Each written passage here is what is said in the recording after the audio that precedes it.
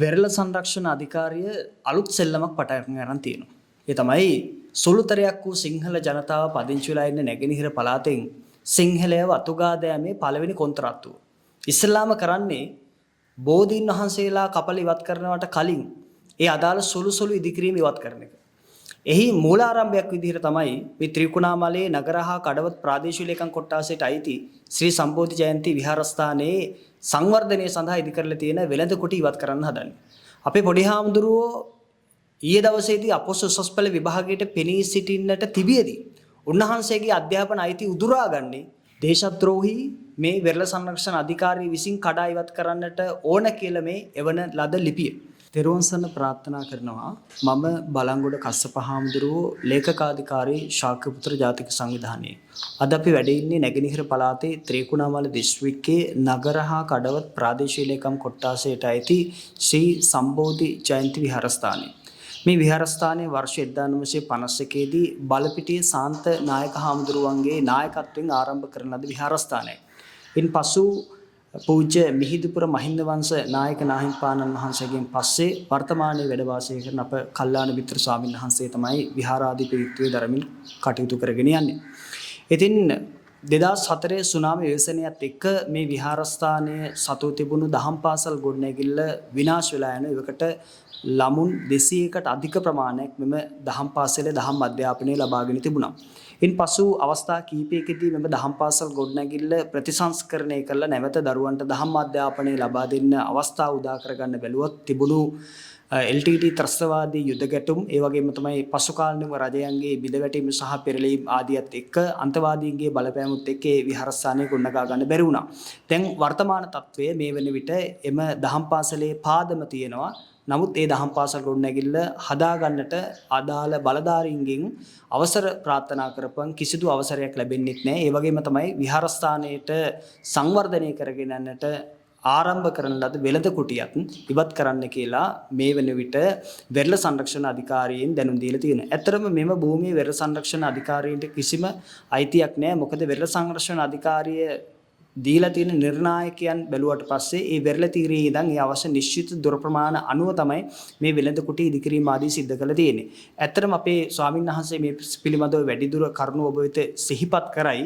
මේ තියෙන්නේ මේ ආගමික කටයුතු දෙපාර්තමේන්තුවේ බෞද්ධ කටයුතු දෙපාර්තමේන්තුවේ විහාරස්ථාන ලියාපදිංචි කිරීමේ සහතිකය මේ විහාරස්ථානයේ ලියාපදිංචි විහාරස්ථානය. හිටපු ජනාධිපති මහින්ද රාජපක්ෂ මහත්මයා විසින් 2014 දී මෙම විහාරස්ථානයේට නීත්‍යානුකූලව පූජා ඔප්පුවක් ලබා දීලා තියෙනවා පර්චස් 40ක. එම පූජා ඔප්පුව තිබෙන ස්ථානයේ තමයි විහාරස්ථාන සංවර්ධනය සඳහා මෙම් වෙළඳ කුටි ඉදි කරන. ඇත්තටම වෙළඳ කුටියක් ඉදි කරන්න අත්‍යවශ්‍යතාවයක් තිබුණේ නැහැ. දහම් පාසල් ගොඩනැගිල්ල හදන්න ඉල්ලලා ඒක නොදෙන්න නිසා තමයි මෙවැනි තත්වයකට පත් වුනේ. ඉතින් අපි ජාතික මතවාදී දරන භික්ෂුන් වහන්සේලා විදිහට ඉන්න ස්ථාවරයේ තමයි වෙරළ සංරක්ෂණ අධිකාරියට බාධාවක් නොවන පරිදි පූජා ඔප්පුවේ පර්චස් 40ක භූමිය තුල නැවත ත්‍රිකුණාමලයේ පළවෙනිම දහම් පාසල ආරම්භ කරපු මේ දහම් පාසල් ගොඩනැගිල්ල නැවත ආරම්භ කරලා ඒ කටයුතු සිද්ධ කරගෙනට අවශ්‍ය නීතිමය අවසරයන් අදාළ බලධාරීන් ලබා දිය යුතුයි කියන එක.